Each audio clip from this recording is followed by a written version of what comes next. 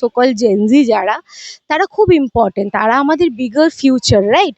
কিন্তু তাদেরকে উস্কে তাদের মুখ থেকে যে গালাগালি বা তাদেরকে যে মিসইউজ করে যে পলিটিক্স করা যায়, সেটা সেটা আমার কোথাও একটা মনে হয় বামেদের কালচার।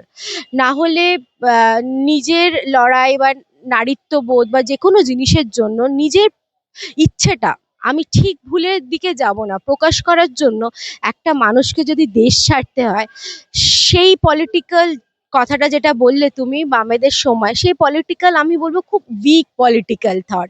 মানে মানে ধরো, আমি লড়বো না, হ্যাঁ, পলিটিক্যাল মানে কি, নিজের ভাবধারাটা নিয়ে অন্য মানুষের ভাবধারাটার সাথে বিমত হতেই পারে, কিন্তু লড়াইটাও থাকে না।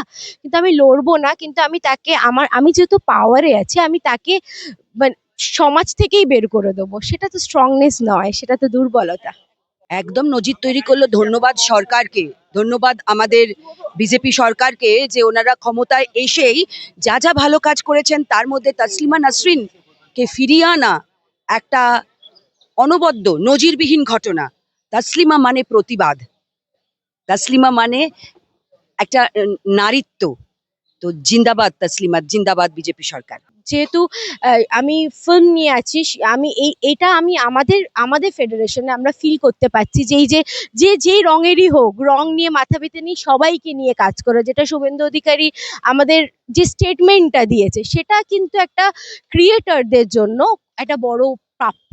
অবশ্যই নজির তৈরি করলো, অবশ্যই, কারণ ভয় ভীতি ভেঙে দিয়ে যে একটা ধর্মনিরপেক্ষতার জায়গায় আনেছে, এবং যাকে নাকি দাগিয়ে দেওয়া হয় যে তারাই কোনো মানে ধর্মীয় দল, কিন্তু তসলিমা নাসরিনকে বিতাড়ন করেছিল কারা? বিতাড়ন করেছিল বামেরা, এবং তথাকথিত সেকুলাররাও কিন্তু তাদেরকে এতদিন আনেনি। অবশ্যই একটা অ্যাকচুয়ালি এখন যেটা মানে স্বাভাবিক, সেটাই নজির হয়ে যায়। একজন মানুষ তিনি যে কোনো দেশে যে কোনো জায়গায় যেতে পারবেন, সেটাই তো স্বাভাবিক। এটা আমার ক্ষেত্রে খুব স্বাভাবিক। এখন হয়তো অনেকে বলবেন কারণ দীর্ঘ 20 বছর তিনি ছিলেন না, সেটাই বেনজির ঘটনা, এটাই স্বাভাবিক। আমার মনে হয় পশ্চিমবঙ্গ সরকার এই যে কাজটি করেছে, এটা মানুষ খুব ভালোভাবে নেবে, খুব সুন্দর অ্যাকসেপ্ট করবে। আর এই যে hypocritic double standard of the leftist, সেটা এক্সপোজড হয়ে গেল। এই যে আমাদের 20 বছর বাদে উনি কলকাতায় এসেছেন, বিভিন্ন গভর্নমেন্ট চেঞ্জের মাধ্যমে ওনাকে আটকে রাখা হয়েছিল, এখন উনি এসেছেন।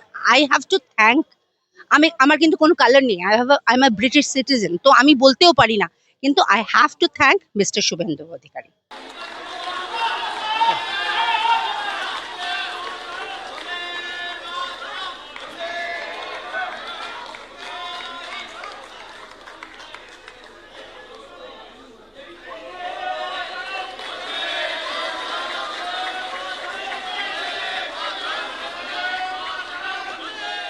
এখানে কোনোভাবে ধমক চমক, দেখে নেব, আটকে দেব, এসব জিনিস অতীত হয়ে গেছে। পশ্চিমবঙ্গের যে ব্যবস্থার পরিবর্তন হয়েছে, সেইটা নিশ্চিতভাবে আপনার অভিজ্ঞতায় আপনি দেখেছেন। একবার নয়, আপনি যখনই মনে করবেন বারে বারে আসবেন। 20 বছর পর এই যে তসলিমা নাসরিনের পশ্চিমবাংলায় আসা, তসলিমা নাসরিনকে এই যে দীর্ঘদিন পশ্চিমবঙ্গ থেকে একটা রীতিমতো নির্বাসন বলা চলে, নির্বাসিত বইয়ের মতো নির্বাসন দেওয়া হলো, এই নির্বাসন দেওয়ার পেছনে কি কারণ ছিল বলে মনে করেন? কারণ ছিল, সে তার কথাগুলো বলেছিল। আমাদের ডেমোক্রেসিতে ফ্রিডম অফ স্পিচ, সেটাকে গলা দাবিয়ে তাকে রাখা হয়েছিল। সে যে মুহূর্তে বলেছে ছেলেবেলা আর মেয়েবেলা আলাদা, সেই মুহূর্তে শুরু হয়েছিল তার লড়াই। তাকে দিয়েছিল হুমকি, তাকে পাঠিয়েছিল নির্বাসনে। তাসলিমা নাসরিন তো শুধু লেখিকা না, সে তো সমাজের অন্ধকারকে তুলে ধরেছে, শুধু প্রেম প্রীতি ভালোবাসা না, সে বার করে এনেছে অন্ধকারকে। সেই অন্ধকারে সমাজকে না, সমাজকে একটু বিবেকে, সমাজের একটা তো বিবেক আছে, সমাজ একটা বডি, সেটাকে নাড়িয়ে দিয়েছিলেন উনি। তাই ছেলেবেলা আর মেয়েবেলা যবে থেকে শুরু হয়েছে, তবে থেকে ওনার হুমকি, তবে থেকে ওনার নির্বাসন। ওই যে জানি না আপনি কবিতাটা পড়েছেন কিনা, বিবাহিত অবিবাহিতা, তো ওই সব জিনিসপত্র যখনই সে শুরু করে না, যে আমাদের পথ চলাটা স্বামীর ছায়ায় কেন হবে, আমাদের যে একটা বারান্দা আছে তাতে শুধু শুকনো শোকাবো কেন একটা শাড়ি, কিংবা জলটা রান্নাঘরের জলটাতেই কেন হবে নদী, হওয়ার তো কথা নয়, সেই থেকে শুরু হয় ওনার লড়াই। ঠিক আছে, তো তসলিমা নাসরিন নারী সমাজের কণ্ঠস্বর, আমার কণ্ঠস্বর, প্রতিটা মানুষের কণ্ঠস্বর, প্রতিটা স্পেশালি মেয়েদের। আমি লন্ডনে থাকি, আমি লন্ডন থেকে এসেছি, মানে আমি 1 মাসের জন্য এসেছি। আমার নাম সঞ্চিতা ভট্টাচার্য, আমি নিজে মিডিয়াতে কাজ করি। আমার ভীষণ ইচ্ছে ওনাকে আমাদের লন্ডনে নিয়ে যাক। বিরাসাত বলে আমার একটা প্রোগ্রাম করি আমরা, সেই প্রোগ্রামে উনি আসুক। আমি সেই প্রোগ্রামের ডিরেক্টর, মিস ওই কোম্পানির ডিরেক্টর। সো আমি ওনাকে অসম্ভবভাবে আমন্ত্রণ জানাতে এসেছি যে আসুন, লিট ফেস্ট করুন, উনি আসুন, ওনার দীর্ঘায়ু কামনা করুন। উনি আমাদের যে ওই বলেছে না, বারান্দা থেকে আমাকে আকাশটা দিয়েছে, ওই আকাশে উঠতে চাই। এবং তোমার মতো মেয়েরা যারা এখানে এসেছেন তারা একটু উড়ুক, একটু বাঁচুক। তার জন্য ওনার দীর্ঘায়ু, ওনার সুস্থতা এবং ওনার স্বাধীনতা চাই।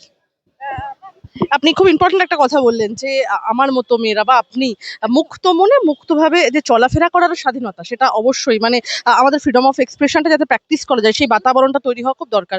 এই ক্ষেত্রে তো একটা প্রশ্ন আসে, ধর্মীয় মৌলবাদ যেটার শিকার তসলিমা নাসরিনকে হতে হলো, এই যে ধর্মীয় মৌলবাদের সমালোচনা করা এবং একটি ধর্মের অনুসারীদের সমালোচনা করার মধ্যে ঠিক পার্থক্যটা কি, ঠিক কি রয়েছে যার জন্য এত বড় একটা সিদ্ধান্তের, এত বড় একটা কঠিন সময়ের মধ্যে দিয়ে যেতে হলো? ওই যে চেপে রাখা, ওইটাই তো। আমি যদি কথা বলতে না যাই, আমার আমার আমি জন্মেছি, আমি কথা বলবো, আমার যেটা মনে হবে সেটা জানাবো, সেটাকে গলা টিপে দাবিয়ে রাখা হচ্ছে। আমি আমি রিলিজিয়ন এসব নিয়ে কথা বলতে চাই না, কিন্তু ওনাকে দাবিয়ে রাখা হয়েছিল, উনি দেবে থাকেননি।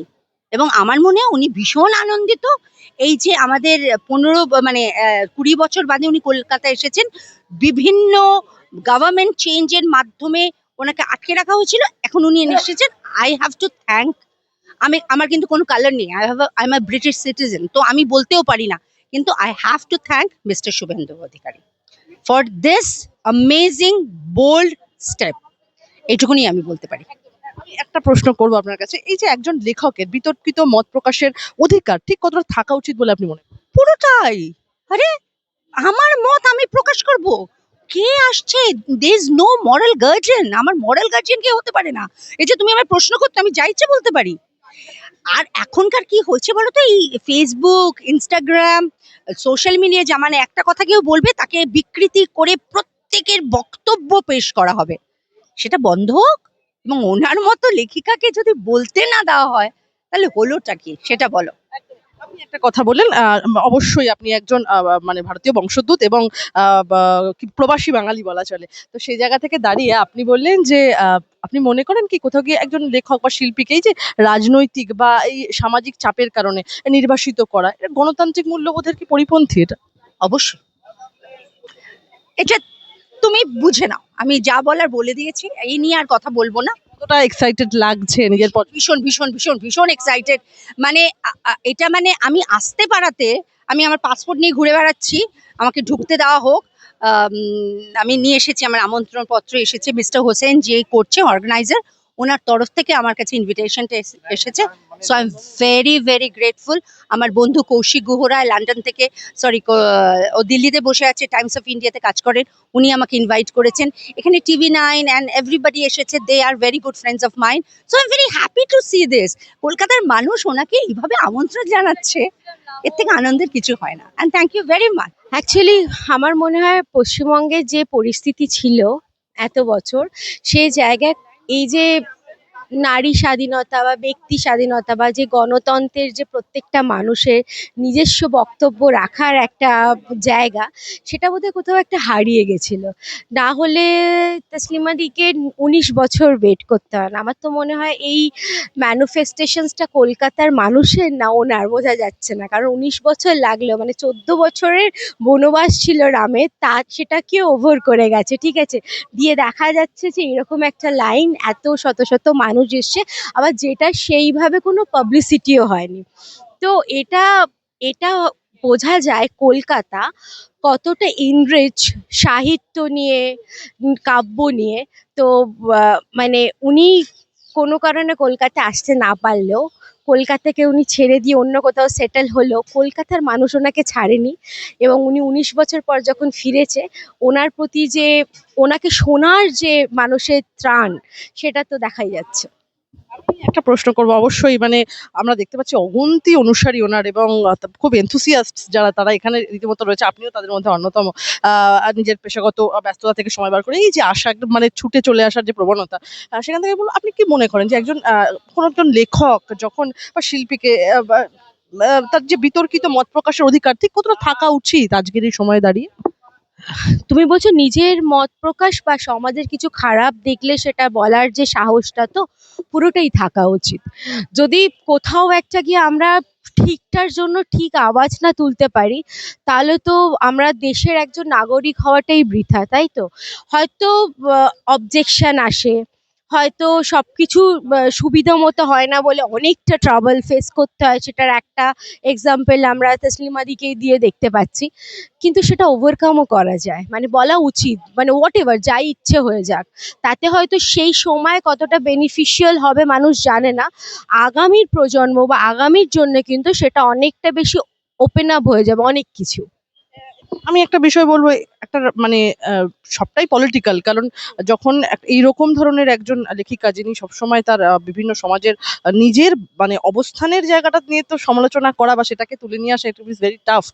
আপনি কি মনে করেন যে রাজনৈতিক বা রীতিমতো সামাজিক চাপের কারণে কি নির্বাসন দেওয়া একজন শিল্পীকে বা একজন লেখককে, এটা কি গণতান্ত্রিক একদম মূল্যবোধের পরিপন্থী কোথাও গিয়ে? আমার কোথাও একটা মনে হয় কি বলতো, এই যে মানে নিজের লেখার মাধ্যমে, যেহেতু আমি একজন অ্যাক্টর ডিরেক্টর, আমার মনে হয় যে অডিও ভিজুয়াল মাধ্যম এমন একটা মাধ্যম যেখান থেকে কিন্তু সত্যি সমাজ চেঞ্জ করা যায়। মানে আমি পার্সোনালি বিলিভ করি, আমি এক্সাম্পলটা তুলে আনছি এই জন্যেই যে আমি বিলিভ করি যে এই মাধ্যমটা কিন্তু এন্টারটেনমেন্ট অবভিয়াসলি, মানে আজকে কাব্য বলো, সাহিত্য বলো বা কবিতা বলো, সেটাতে মানুষ এন্টারটেন হবে। কিন্তু সমাজের কিছু না জানা জিনিস বা সমাজের যে কথাগুলো মানুষ সহজে তুলতে পারছে না, তুলতে চাইছে, সেগুলো যদি সামনে চলে আসে না এটার মাধ্যমে, আমার মনে হয় সমাজটা অনেক বেশি সাজিয়ে যাবে আর কি, অনেকটা হেল্পফুল হবে। সবশেষে একটাই প্রশ্ন করবো, যারা নিজেদের উদারপন্থী বলে থাকে, সেই বামদের আমলে কেন তসলিমা নাসরিনকে কলকাতা ছাড়তে হলো আপনি মনে করেন? কারণ লেফট ওরিয়েন্টেশন মানে তো সবসময় প্রতিষ্ঠানের বিরোধিতা করা, একটা স্রোতের বিপরীতে কোথাও গিয়ে সে জায়গা থেকে তাকে নির্বাসন দেওয়া হলো। অ্যাকচুয়ালি এটা খুব ভালো কথা বললে তুমি। আমি একটা কারেন্ট এক্সাম্পল দিচ্ছি তোমাকে, এই নেটের বাচ্চাদের এক্সাম্পল দিয়ে। দেখো, আমাদের জন্য এখনকার জেনারেশন সোকল জেনজি যারা, তারা খুব ইম্পর্টেন্ট, তারা আমাদের বিগার ফিউচার, রাইট? কিন্তু তাদেরকে উস্কে তাদের মুখ থেকে যে গালাগালি বা তাদেরকে যে মিসইউজ করে যে পলিটিক্স করা যায়, সেটা সেটা আমার কোথাও একটা মনে হয় বামেদের কালচার। না হলে আহ, নিজের লড়াই বা নারীত্ববোধ বা যে কোনো জিনিসের জন্য নিজের ইচ্ছেটা, আমি ঠিক ভুলের দিকে যাব না, প্রকাশ করার জন্য একটা মানুষকে যদি দেশ ছাড়তে হয়, সেই পলিটিক্যাল কথাটা যেটা বললে তুমি বামেদের সময়, সেই পলিটিক্যাল আমি বলবো খুব উইক পলিটিক্যাল থট। মানে মানে ধরো, আমি লড়বো না, হ্যাঁ, পলিটিক্যাল মানে কি নিজের ভাবধারাটা নিয়ে অন্য মানুষের ভাবধারাটার সাথে বিমত হতেই পারে, কিন্তু লড়াইটাও থাকে না। কিন্তু আমি লড়বো না, কিন্তু আমি তাকে আমি যেহেতু পাওয়ারে আছি, আমি তাকে মানে সমাজ থেকেই বের করে দেবো। সেটা তো স্ট্রংনেস নয়, সেটা তো দুর্বলতা। তসলিমা নাসরিনকে ভারতবর্ষের নাগরিকত্ব দেওয়ার ব্যাপারে আপনি কতটা কি মতামত রাখেন এবং কি বলবেন তসলিমা নাসরিনের উদ্দেশ্যে? আমি একটাই কথা বলবো, মানে মানে আমার তো মনে হয় ওনার এই নাগরত্ব না রাখাটা, এটাকে মানে সরিয়ে দেওয়াটাই একটা ক্রাইম বলে মনে হয় পার্সোনালি। মানে যে কেউ হতে পারে, উনি তো একজন এমন একজন মানুষ যিনি নিজের জন্য লড়তে পারে, বলতে পারে, কিন্তু যে কোনো মানুষের তার নিজের আওয়াজ তোলার জন্য তাকে দেশ ছাড়া হতে হবে বা হয়েছে আর কি, সেটা হওয়া উচিত না। এবং মানে ওনার যদি উনি নাগরিকত্ব পায়, আমার মনে হয় অনেক মানুষ সাহস পাবে। সরকার কি একটা কোথাও নজির তৈরি করলো? একদমই তৈরি করলে, এবং কোথাও গিয়ে একটা মনে হয় যে তোমার এই সরকার বিজেপি সরকার বা কোথাও গিয়ে আরএসএস এর যে থট প্রসেস, সেই থট প্রসেসে না মানুষের মধ্যে এই ভেদাভেদটা নেই। আর এটা মনে হয় না আমরা ইন্ডিয়া বা ওয়েস্ট বেঙ্গল বা কলকাতায় যেভাবে আমরা বাস করি সেখানে এটা থাকা উচিত। বা সাহিত্যর তো কোনো ভেদাভেদ হয় না, এখানে বিভিন্ন কাস্টের বিভিন্ন রকম মানুষ এসছে। তো সেই জায়গাটা মানে যেহেতু আমি ফিল্ম নিয়ে আছি, এটা আমি আমাদের ফেডারেশনে আমরা ফিল করতে পারছি যে এই যে যেই রঙেরই হোক, রং নিয়ে মাথা পেতে নিয়ে সবাইকে নিয়ে কাজ করে, যেটা শুভেন্দু অধিকারী আমাদের যে স্টেটমেন্টটা দিয়েছে সেটা কিন্তু একটা ক্রিয়েটরদের জন্য একটা বড় প্রাপ্য।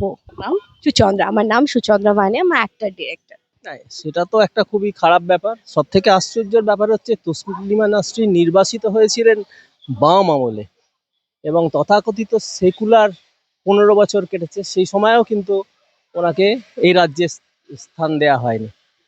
এবং যে অর্থে একটি লোকের কথায় যে একটা হিন্দুত্ববাদী দলের সময় কিন্তু তসলিমা নাসরিন এখানে আসতে পারছেন। আরও একটা ব্যাপার উল্লেখ বিশেষভাবে বলার দরকার, যে তসলিমা নাসরিন কিন্তু ভারতবর্ষের অন্য রাজ্যগুলোয় তার কোনো নিষেধাজ্ঞা ছিল না,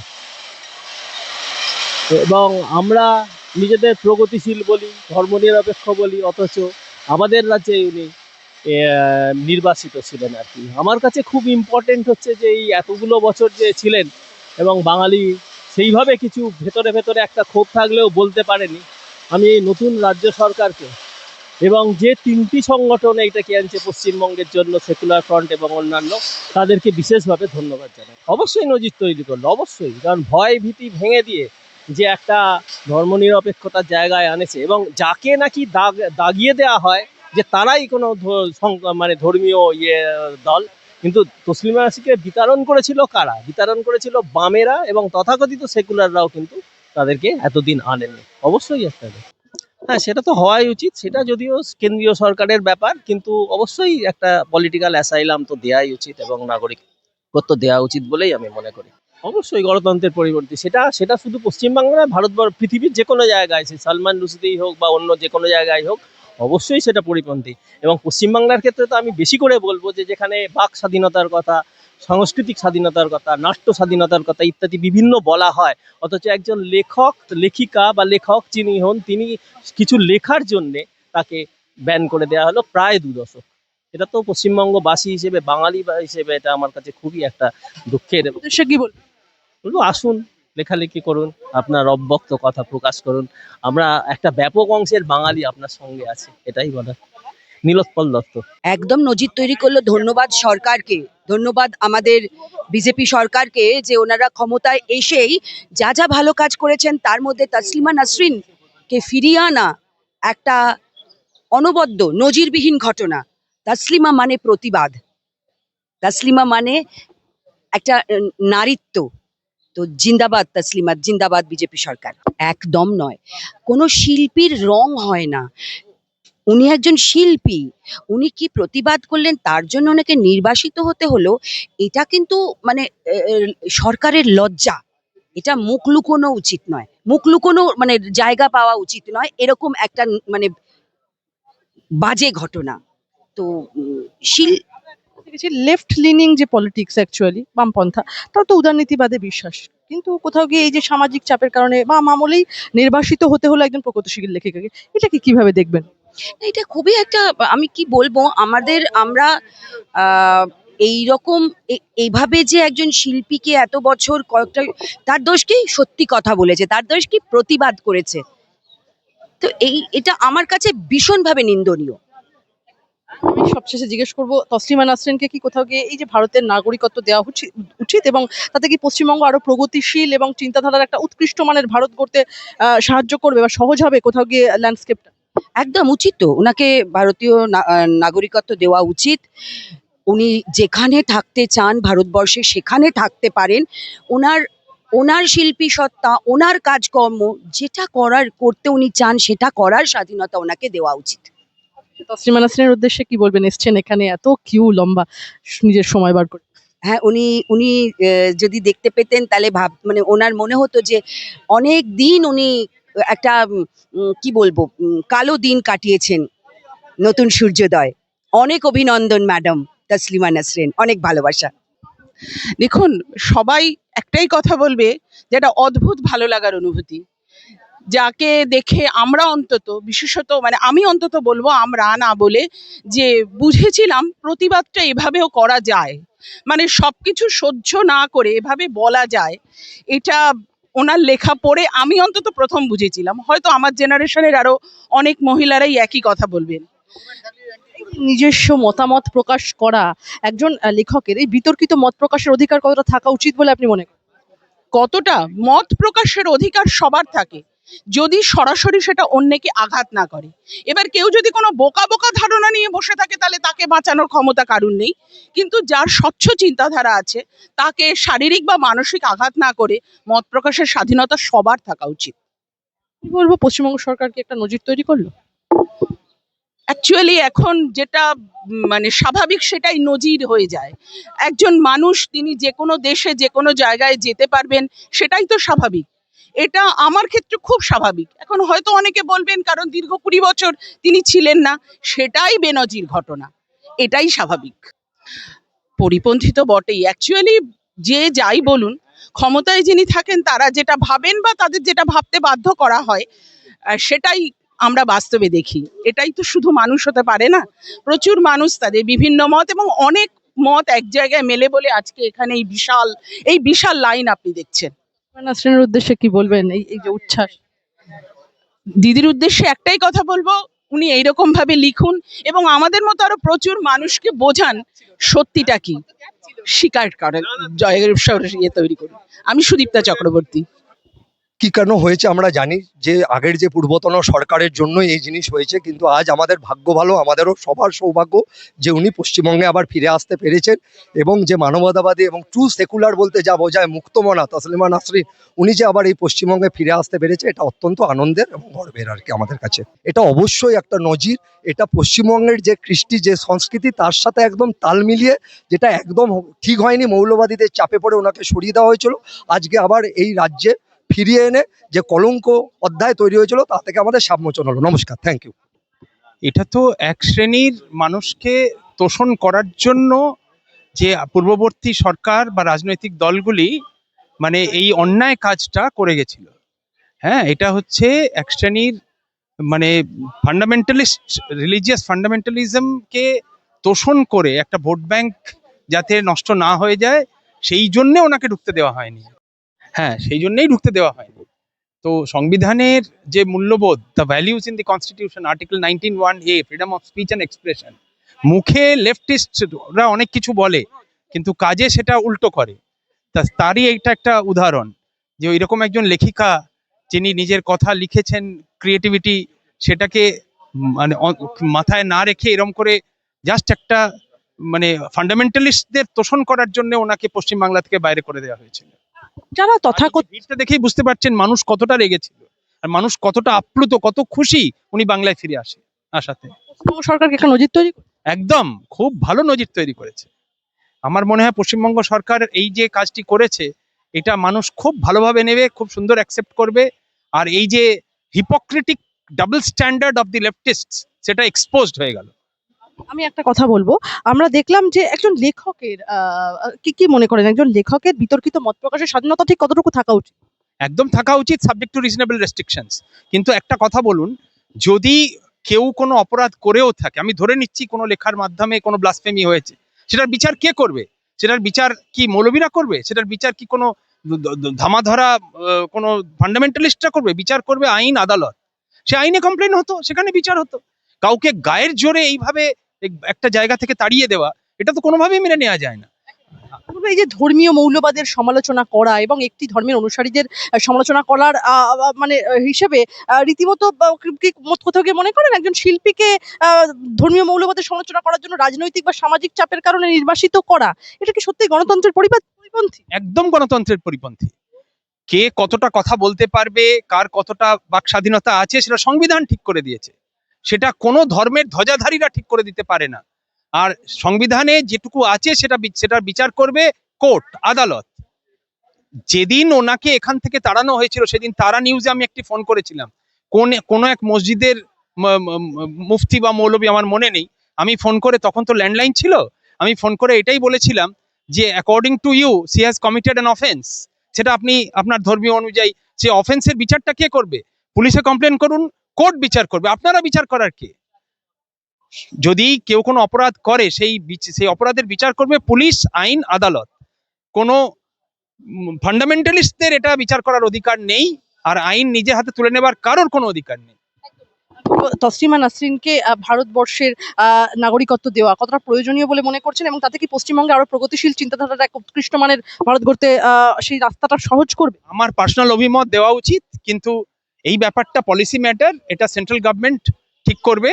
কিন্তু আমার পার্সোনাল অভিমত, ভাবের অভিব্যক্তি যে করছে, যার এরকম সাহস আছে, এরকম যে কোনো ব্যক্তিকে ভারতবর্ষের স্বাধীনতা দেওয়া, এটা আমার পার্সোনাল অভিমত।